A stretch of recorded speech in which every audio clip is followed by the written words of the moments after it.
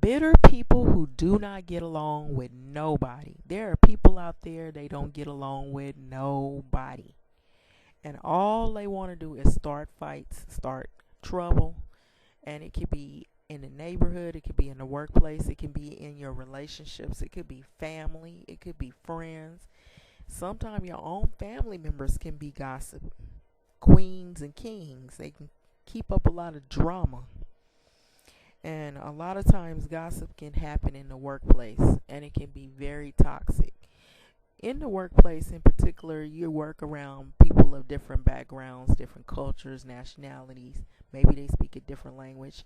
So it can be competitive. It can be a challenge every day because you have to deal with these different personalities coming and going. And there are some calmer working environments and some working environments that are more stressful. But it's even harder when gossip happens in the workplace. So I did an earlier video having to do with workplace bullies, and we can have that with your coworkers and with your bosses. And a lot of times, people in America, they work jobs, like corporate. So they work in offices, or they work in a school setting, or they work in maybe a city job, and you're around a lot of different personalities. So some of these people have characteristics where they hate someone who they feel is doing better than they are. They're very competitive in the workplace. They can't get along with their coworkers. The person, they can't keep their mouth closed. They like drama. They feed off of it. So they gossip and they try even to get you fired at work. Maybe they want your position. Kids can be cruel. So a lot of times kids will, tell on one another. They'll tattle and they'll tell stories and they'll gossip, make other children feel bad. Maybe they're jealous. Maybe they see you have something that they want. Maybe at home they have siblings that do that to them, so they go to school and do it to their friends. So in different cultures, people handle things differently. So like in particularly the black culture, women will get together as friends, as a group, as a sisterhood, and they build each other up. Because, if you're in a minority group, you have a lot going for you and against you in the same way. So some people can be very trivial. They can talk about each other's hair, each other's skin color. They can make each other feel positive or make each other feel extremely low. And it can be very stinging and toxic, and you can internalize that hate and that anger that they feel about themselves, and they can pit that on you.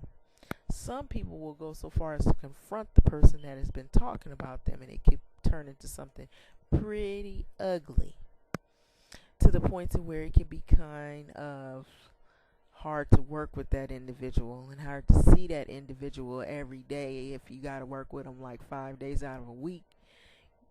And depending on what position that person holds, it can make you or break you. Maybe they could get you fired, or maybe you end up getting them fired. Is it really worth all of this? So it depends on the individuals, because everybody's different. People are probably not happy with their own home life, so they're busy discussing yours. Sometimes people have real crappy lives, so they'll post memes about you, they'll make fun of you, they'll talk about people you've been with, people they want to be with that you're with or that you were with. They'll start rumors. So there's a lot of people out there that are very bitter, bitter Bobs and bitter Bettys that are out there on social media, and some gossip turns up to be true.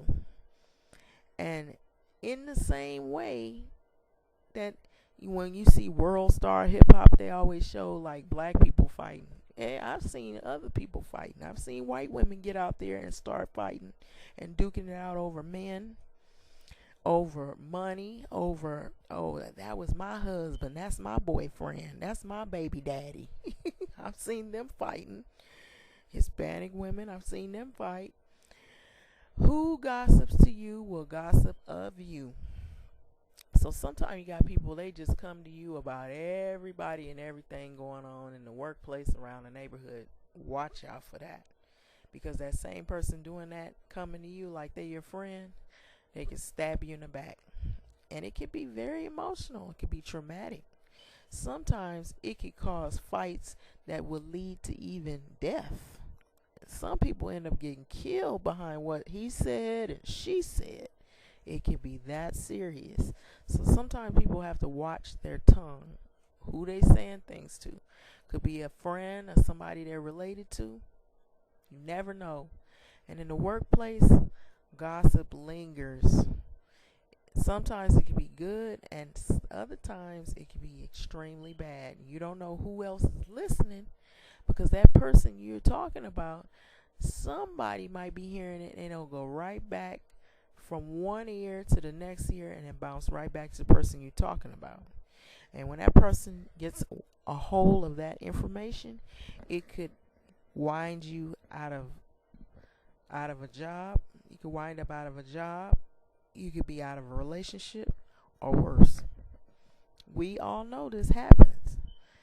So people, sometimes they don't know how to grow up. They've never grown up, and all they do is just feed off of gossip. They like trouble. They like drama. They're drama starters, drama kings, as well as drama queens. They always say drama queen. There are drama kings out there. Trust me, we got them all on YouTube posting videos about different things, talking about women need to be quiet. And men talk a lot too. They like to keep up a lot of stuff. Losers gossip about people they wish they could be like. Keep your head up. We all got problems. We're